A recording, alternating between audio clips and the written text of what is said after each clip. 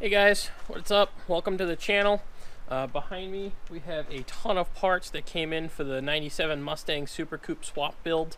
Let's take a look and see what we got. Look at those beautiful stars. I wanna drive a faster car. Nothing can break me. No, nothing can break me. Try not to hold me. These are the brand new fuel lines. They came from, I ordered these directly from ClassicTube. The original ones were all rotted out, so we got brand spanking new ones. These are really nice quality.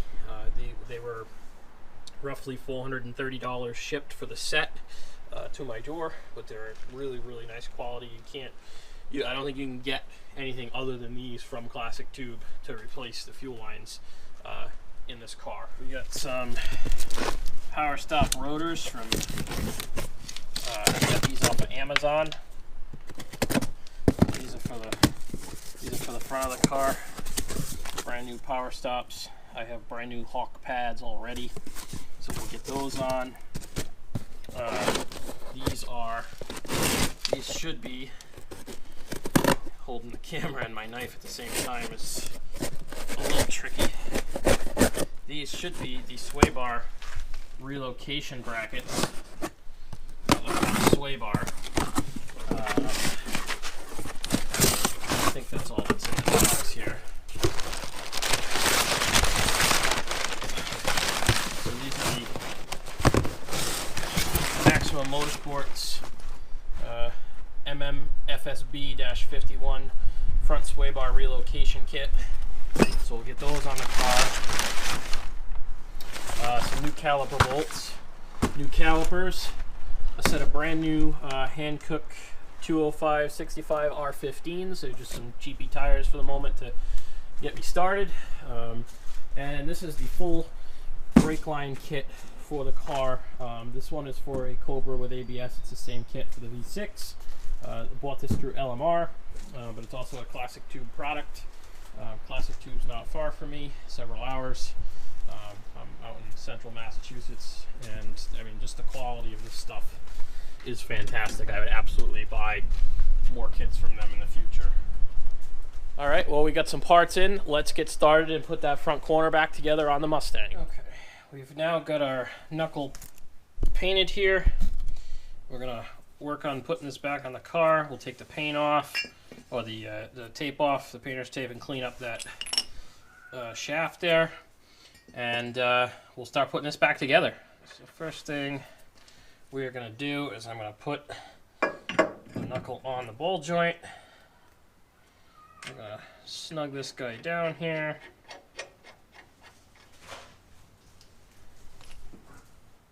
So we'll put these guys back in first.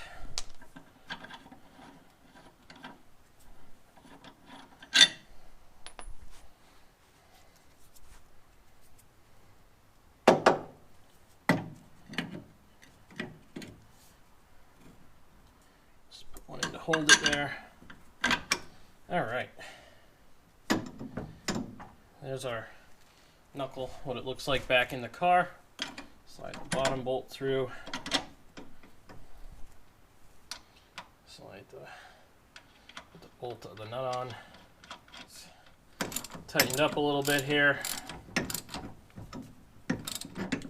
This is the end of the bump steer piece. This is the tie rod part of it. So we'll just thread this on here, and we're going to absolutely have to adjust it because I have no idea where, where I've had this car so far apart. I have no idea where the steering wheel is, etc. So we'll have to play with it and get it lined up a little better here. For the moment, we're going to just thread it on and get somewhat of the steering put back together, so at least I can move the car around and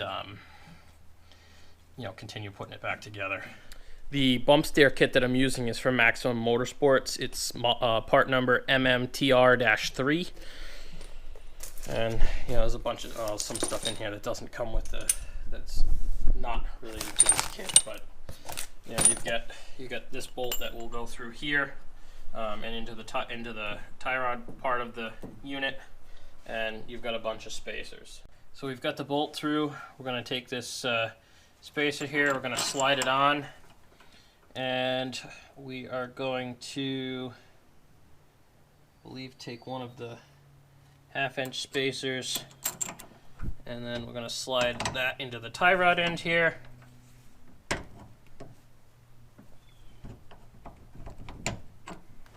Easier said than done. This is the first time I've done a bump steer kit, so there will definitely be some adjustments when we're all done here. Once we get the car away from the wall, we're gonna flip-flop the Mustang with the Dart, I'm hoping. Then we'll go back, we'll put the car up on jack stands, we'll go through everything in the front end and make sure it's all tight and go through all the instructions. Right now my goal is just to get the car back together enough to roll and get it away from the wall so we can start working on it. Our next step is to pull the, get the tape off of this guy here. Go get a little rag and some paint thinner and just clean up this area right here because there's a little paint on it. We'll put the dust shield on, and then we'll put the bearing on. A little bit of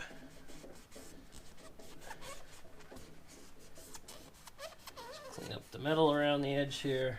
Next step to getting this corner back together, we've got to put our dust shield on. Unfortunately, the dust shield does not fit with the bump steer kit. So what we'll have to do is we'll take our Dremel cutting tool, and we'll work on notching that corner off by the bump steer bolt there so that we can put the dust shield on the car. Some guys will tell you don't need the dust shields and can get away without them. I'm gonna end up cutting it and putting it back on the car. This is gonna be driven on the street and stuff, so I definitely want to have the dust shields on the car. This is the dust shield for the car. I've just taken some painter's tape just as a guide. We're gonna cut this corner off here so it clears the bump steer kit. So I'm gonna take my pneumatic cutoff tool here and just slice that, and then I might take a file and just make sure there's no burrs on it.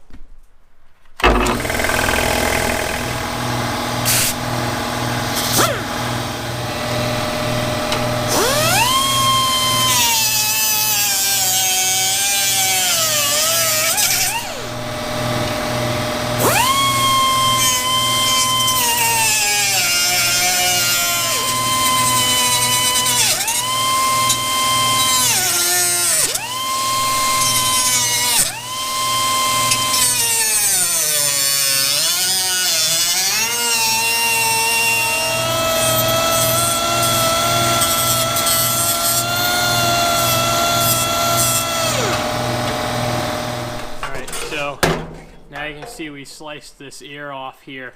It actually came out pretty darn good, so we're gonna go see if it fits in the car now.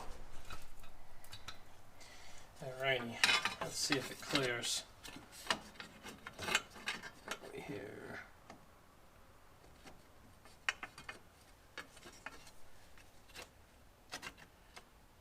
Yeah, that looks pretty good.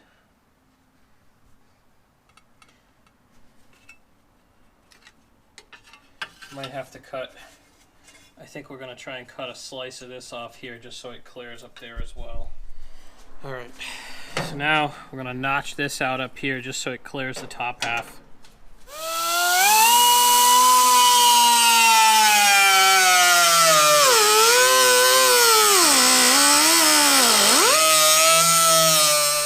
Alright, didn't come out too bad, all things considering. Perfect, right there. Alright, so now we'll get the rivets and we'll pop those in. These guys, these are the rivets that hold the dust shield to the knuckle. They're part number N806002-S100. I think these came with the dust shields when I bought them. I think they came from LMR. So we're gonna put these on the car. I am gonna do this guy first. Then we will go and do the rest. That one into place.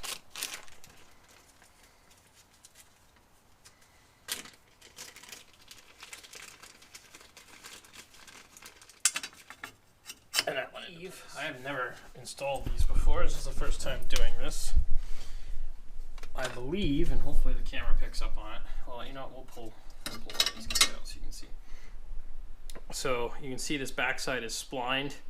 I believe you're going to hit it in from the backside, and that's going to widen this. Flange, this rivet here. And you know what? I wonder if you need a rivet gun for these guys. I'll have to look. I've never put one of these in before. All right, little regrouping off camera. We're not going to use the rivets. I don't have a rivet gun. We're going to go back to the way that I was taught how to do it, and that's a bolt and a tap set.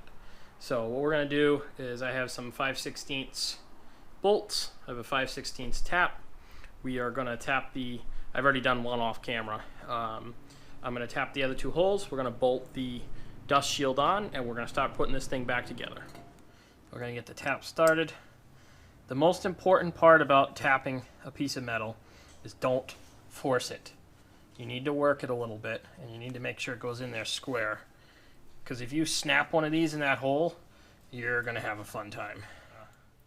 I work them back and forth a little bit. I've seen guys put these things in a cordless drill, and that's not good. We're just going to work it. You got to have some patience with it. All right, we got these holes tapped. They didn't come out exactly the way that I was hoping they did, and that I've done them in the past. I don't know if my tap is dull. I had some trouble. So we're going to put this dust shield back on here.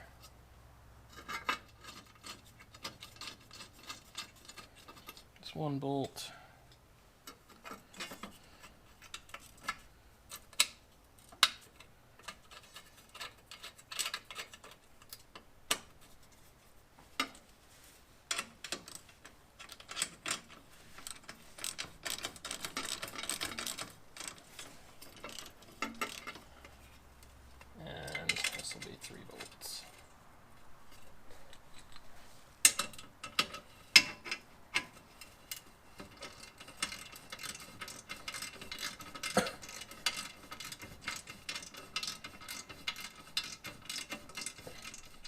We've got the dust shield on.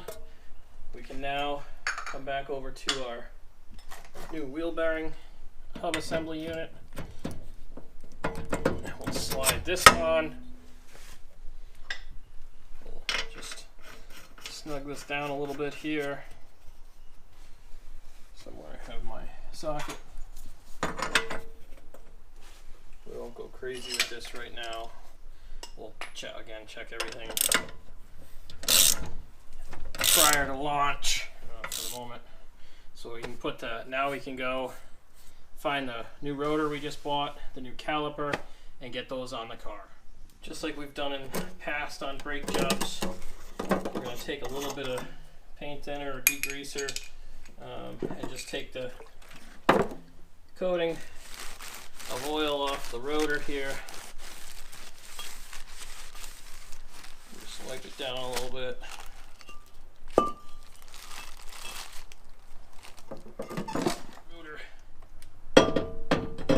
Place it on the hub assembly. This is the most this car has been back together in quite some time. Wow. The reason we put the lug nut on is just to hold it in place. On the newer cars, they sometimes will have a bolt to hold it to the hub so it doesn't fall off. We've got our new pads here. These are from Hawk Performance. I bought these a while ago. They were already in the collection. Otherwise, I like Hawk pads, but I probably would have bought Power Stop to go with my Power Stop rotors and Power Stop calipers. But that's okay. These will be fine. Yeah, these calipers come, I got these, they're refurbished, but they're just like brand spanking new from Amazon, but they're Power Stop. They're Power Stop calipers. I think the rotors and the calipers cost me $190 shipped, which I didn't think was a bad deal. So now we have a loaded caliper, and this is ready to go on the car. Just gonna slip this over our rotor here like so. Put our bolt bolt in place here. You know what, I might have to turn these bolts around here because I have a feeling I got these in backwards. The ones that hold the strut to the knuckle. I couldn't remember.